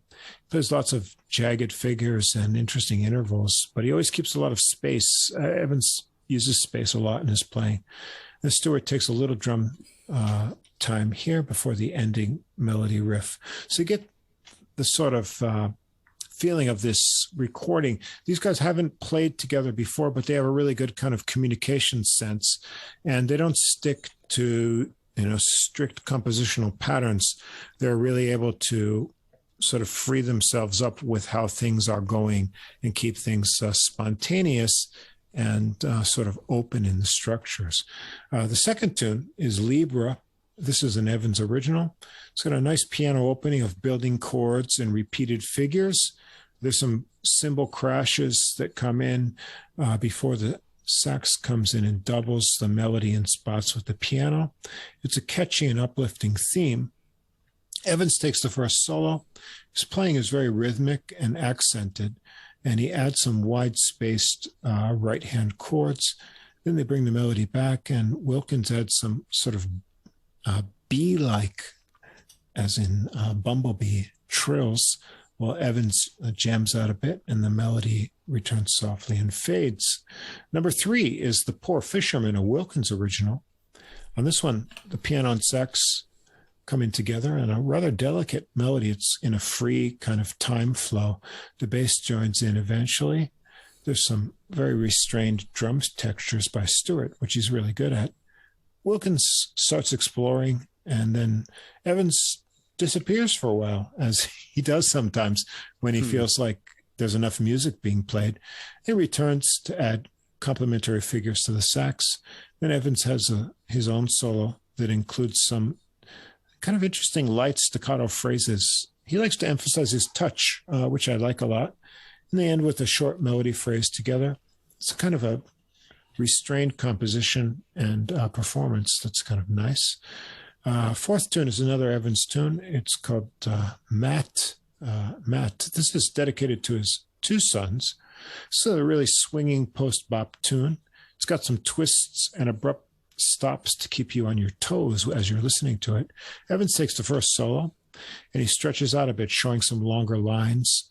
And Wilkins comes in next. His lines are really fluid and lyrical on this one. And Evans adds some well-punctuated backing chords to kind of cheer him on.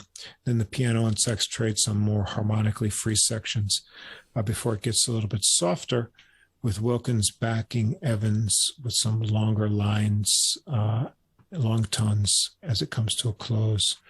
The fifth tune is called Levels, also by Wilkins.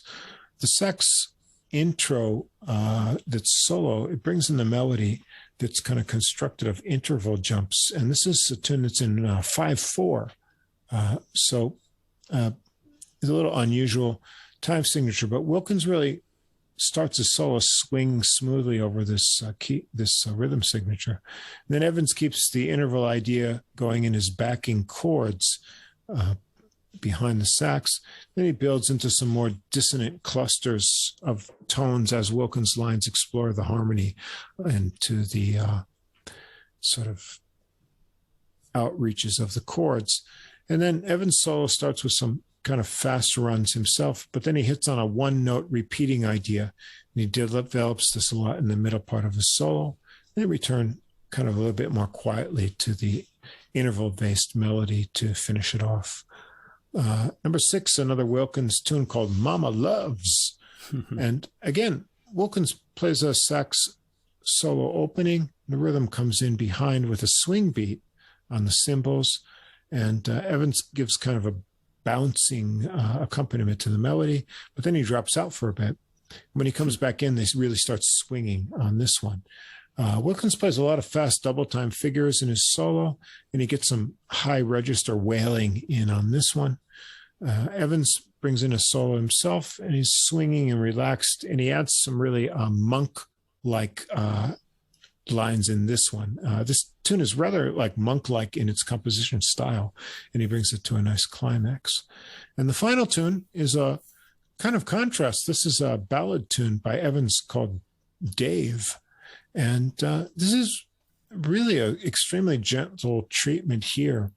And especially the drumming, Stewart's brushes and cymbals, they're incredibly light. You've got to listen carefully to see what's going on here. And Evans creates a really pretty space with his chords throughout. And Wilkins is restrained as well, playing sort of light phrases to accompany what's going on in the harmony here. At one point, Evans has a few kind of sparse, more energetic lines that you think are going to break out into something, but they don't.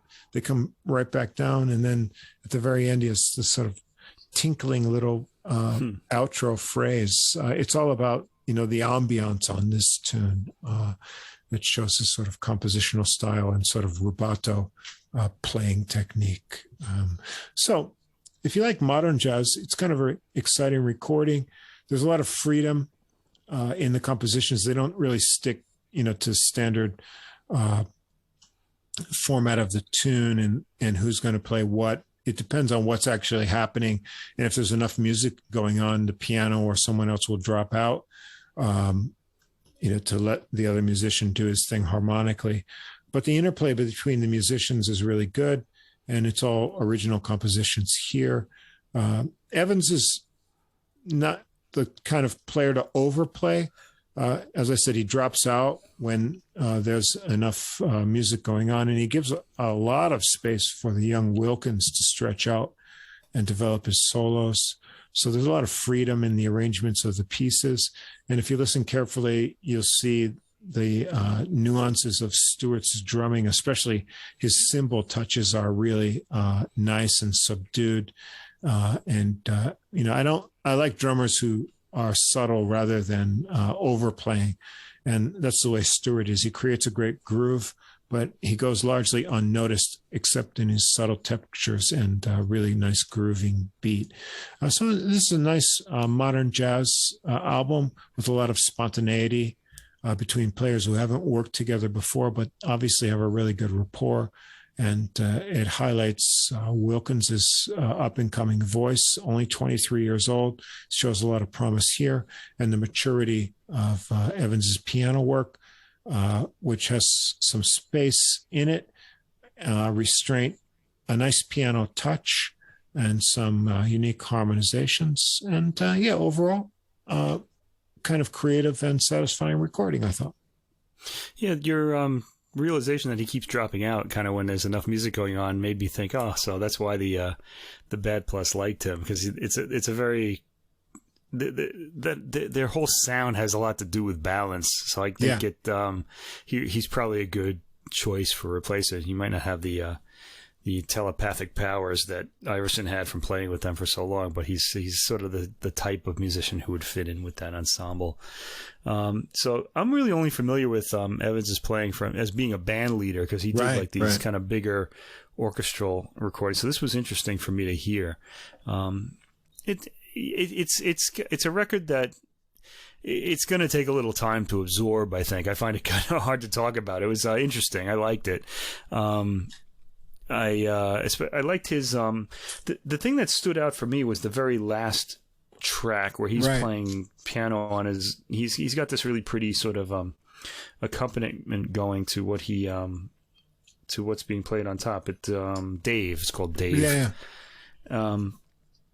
Somehow the poignancy of that, the gentleness of his playing kind of stood out for me, and that made me want to go back and hear the whole thing again, because I feel like his quality was caught in that very brief piece, and the rest of it is kind of like playing with the whole ensemble. So I just wanted to kind of it almost redefined the whole album for me.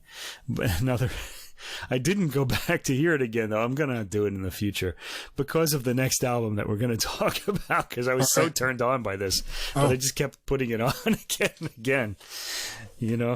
Now, I don't want to, before we get into that, I just want to say, I don't want to just dismiss this, because I thought this was well worth listening to. Orrin Evans, The Magic of Now. Give it a listen. I think it invites repeated listenings too, because I think there's quite a bit in it.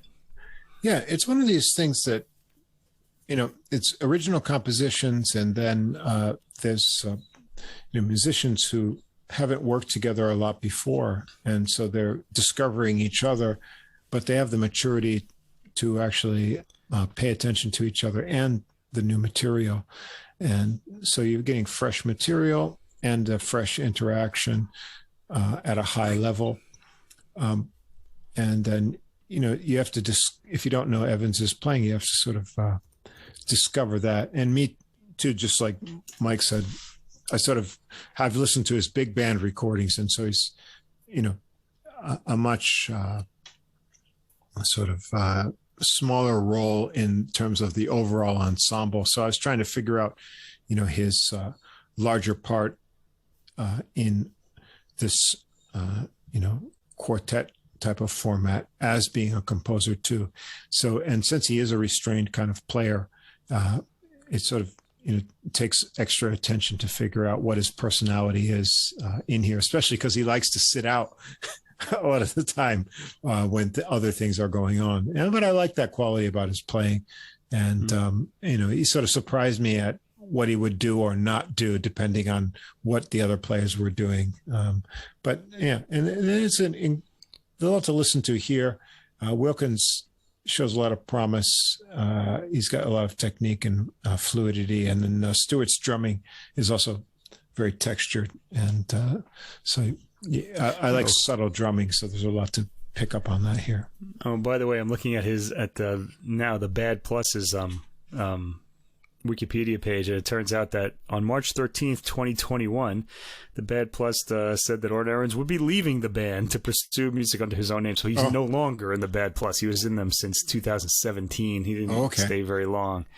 So we don't know where that ensemble from Minnesota is going to go at this point. Yeah, I don't think they're going to get another pianist.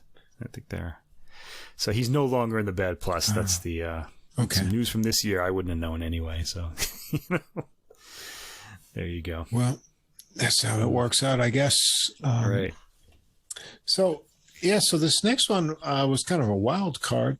As I said, there's a lot of jazz releases out there that only have one track available, and so I'm kind of waiting to be able to hear the full thing. And I've liked to sort of search out there and keep what we pick very international and widespread, rather than focusing on just what's going on in the U.S. jazz or on any certain label. Although, we always come back to Smoke Session because they've got some really cool New York-centered players there. But I want to keep it open. So we've featured, a lot of European jazz, Scandinavian players, Italian players, and whatnot. And so when I saw this one, I thought, I don't know anything about this player, and let's check this out. And I'm glad we did, because this turned out to be something that I really enjoyed. Yeah, me too. So, right away, too, right from the first two tracks. Yeah. So we've got the Spanish pianist, Albert Sanz, and also Spanish bassist, and as we'll find out, accordionist, Javier Colina. And this is their second, I believe, collaboration. And this one's Sinhá on the Yokali label. So we've got just piano and bass here. And the theme is that they're playing compositions by Brazilian composers. However, the musical, or rather the album notes and documentation are very sparse, that you can't find anywhere on the internet.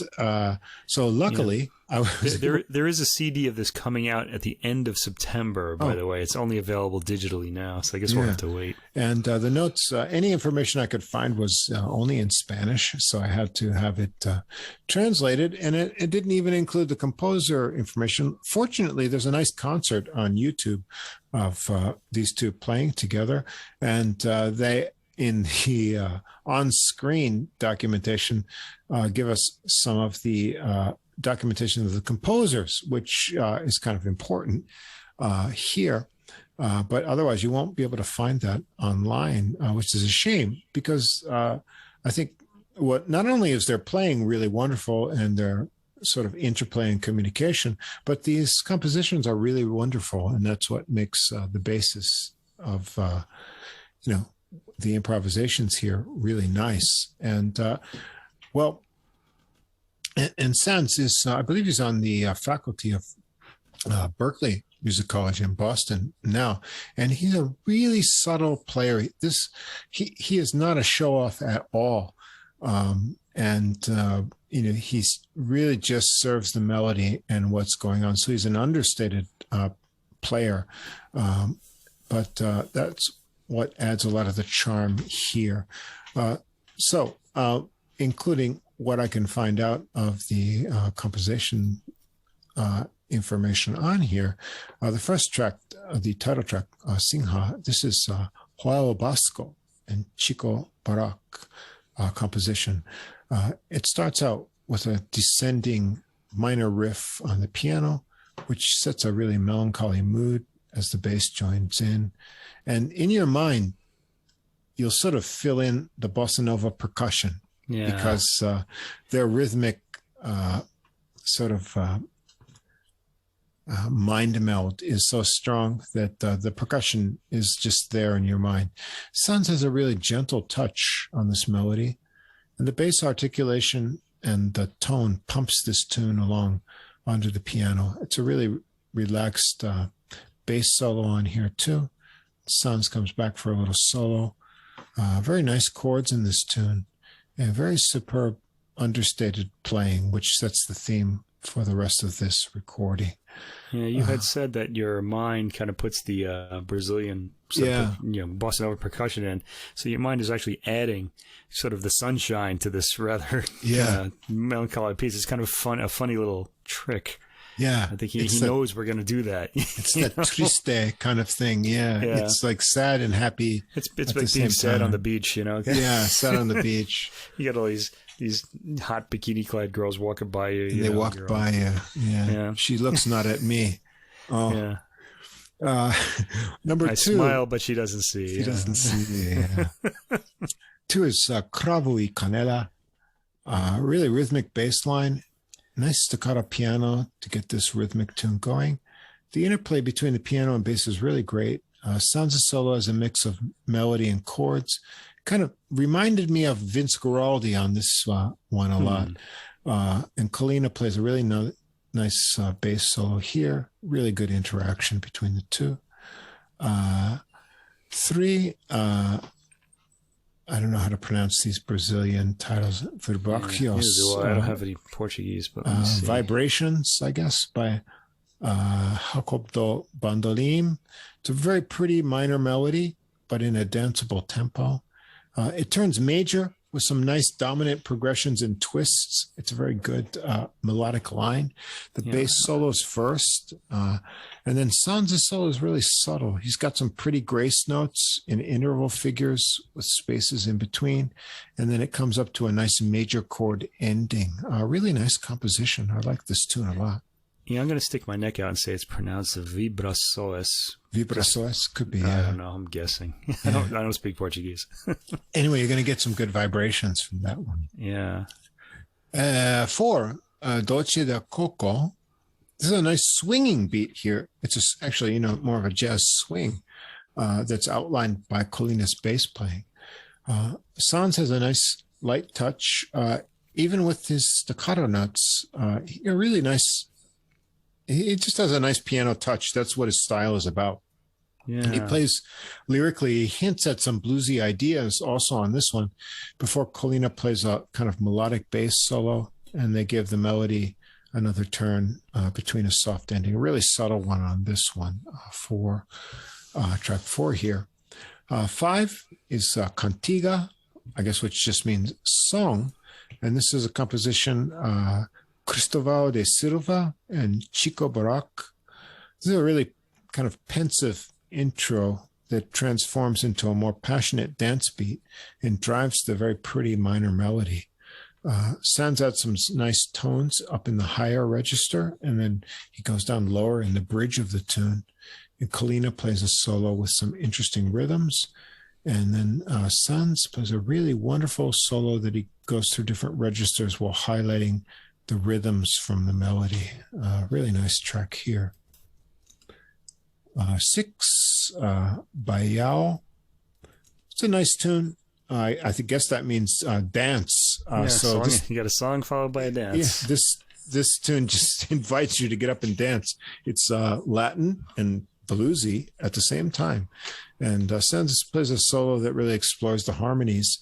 His left hand is also doing some really interesting things in here. And he carries the left hand over to back up Colina's bass solo, which is very nice here too. Colina's bass is always really melodic and rich here. There's some great subtle syncopation that keeps the tune moving to a groove. You don't need any drums at all to do that here. And there's some really nice descending chord lines to the ending. Track 7 is called Gente Humilde, which I think is called the Humble Folk. And here we've got a little vocal cameo by Jorge Drexler, which just sounds like a strange combination of names here. That's the world we live in. Yes. But I like the vocal style. It's a kind of a very vulnerable up-close vocal, and it's backed by some sparse fills by Sanz. Really gentle bass solo too. And Sanz takes a short solo section that shows this nice touch before the vocal comes back in. Oh, by the way, going back to the previous track, Baião is apparently a place in Portugal. It's actually a city name or a municipality in Porto. Okay, so there you go. Let's go. Unless they have high taxes or something there. If there's music like that there, I'm all over it. Yeah. Okay. 8, João y Maria. It's another Chico Buarque tune. And here, Colina sets his bass down. At least he does on the YouTube video. And he picks up the accordion for a little bit of waltzing. And, this is really nice kind of that kind of wabi-sabi, as Japanese say. Yeah. It's kind of happy and sad, delicate touch on Sanz's solo here. And the accordion adds a nice swell to the melody. On the video, he's got a honer, and he's squeezing it into the microphone. And I don't think they play this tune. It's a different tune in the video, but I assume he plays the same instrument on it. It's just that nice kind of, somewhat sad but intriguing kind of South American style. And then track 9, Conchal do Sal. It's a Milton Nascimento tune, who is one of the more famous Brazilian composers. This one has a really implied samba beat. You can pick it up the way the melody is played. The harmonies are interesting on this tune. And Sanz has a really nice upbeat solo. And Colina comes in with a subtle bass solo. And Sanz's backing behind that is lovely. And then it emerges into something new up to a pretty ending. So a nice treatment of a Nascimento tune. And the last track, I have no idea how to pronounce this one, but Ojote das Meninas. I think that's it. I think it's as close as I'm going to get, for sure. By Luis Gonzaga. This one's actually got kind of a bluesy intro to it, and bass joins in. A really great tune, groove on. This is swinging actually here, and what a great melody on this tune. Oh, this is a really nice melody. Good send off. Colina adds a nice bluesy and rhythmic solo here, but it ends suddenly, and you want more. But you're always going to want more if you hear an album like this. I'm really happy that I found this album. The tune selection is lovely. Sanz is really, his personality is very understated with his playing. So he's got a gentle touch, so he doesn't show off. If you watch his playing, I'll throw in the YouTube link on this one. His hands are really interesting to watch because sometimes he plays with almost perfectly straight out fingers, but it looks like he's not even trying when he plays. But you'll see his locked in communication with Colina on this one. And he always leaves you wanting a little bit more, which is always nice.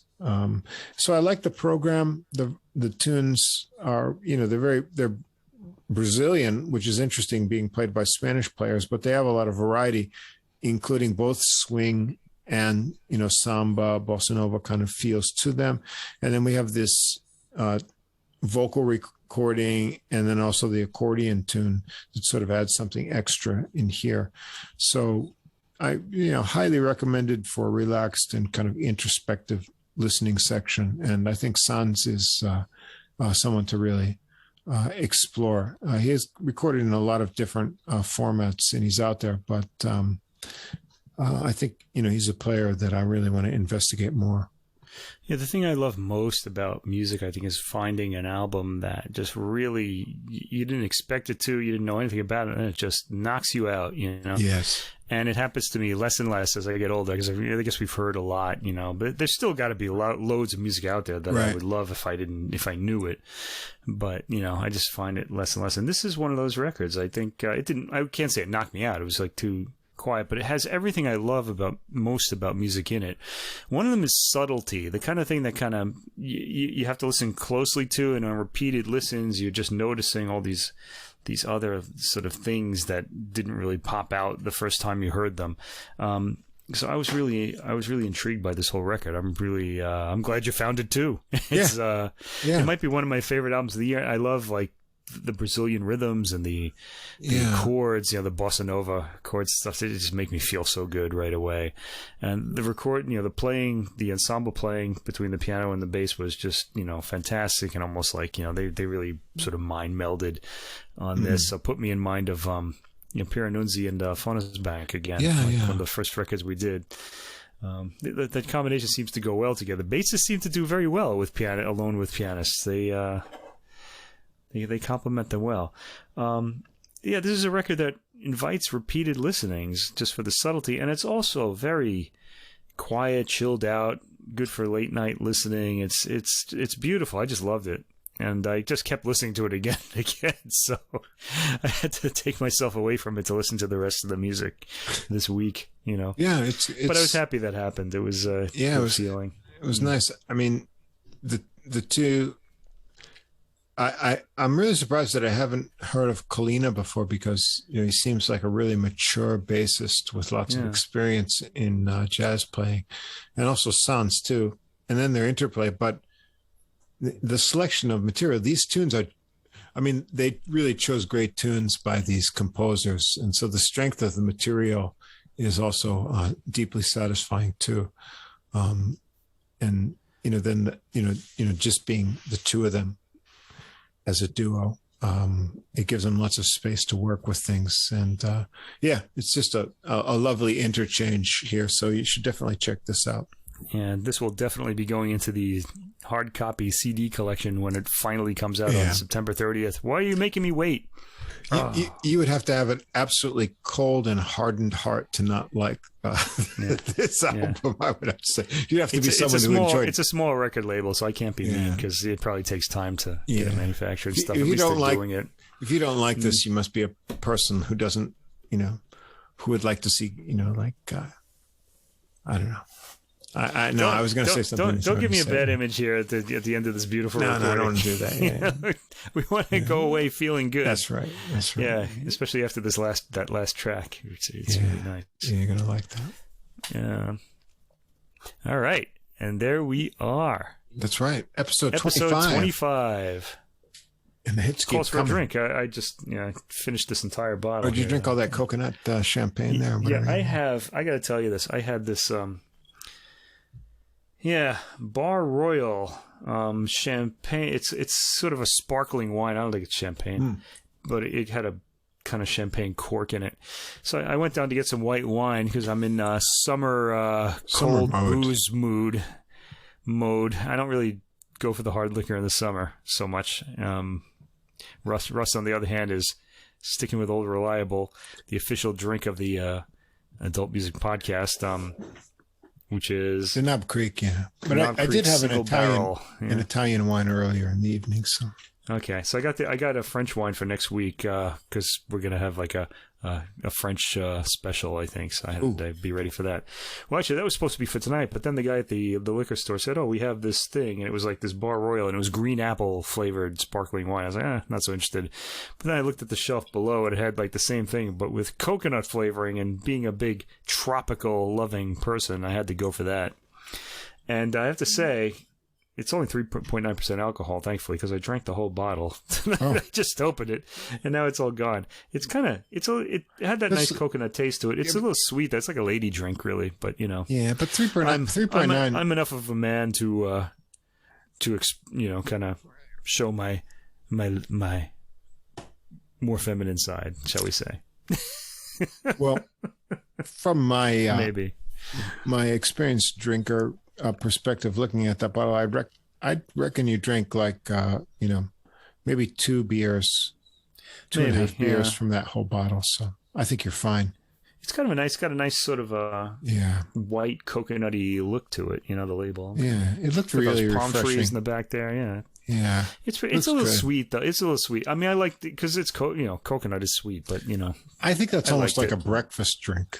That one there, You could put it in my cereal. Like you could have an omelet and then you could be ready to go jog on the beach. Yeah, it's having like a Sunday brunch drink. Yeah. Before you go listen to the Baroque and then meet the beach volleyball team or something like that. Yeah. Right. The brunch. Yeah. Anyway, this has been episode 25 of Adult Music, the podcast with music for the adult mind. And we'll be back again next week with episode 26. If you haven't checked out our Wranitzky interview with Dana Bernardson and Marek Štilec, the archive mastermind and conductor of the recording we talked about today, make sure you go back and check out interview 3, and also go back and check out our discussion on volume 1 of the Wranitzky project. There's going to be more to come. Exciting music being rediscovered from the classical era. And as always, please be sure to like and also give us a rating on whatever platform you're listening to. If you want to contact us directly, that's the Adult Music Podcast, all one word, at gmail.com, and send us your comments or any questions, and we'll be happy to get back in touch with you. And until next time, have a good week, and we'll be back again next week with more music. So have a good week, and we'll see you in the next episode.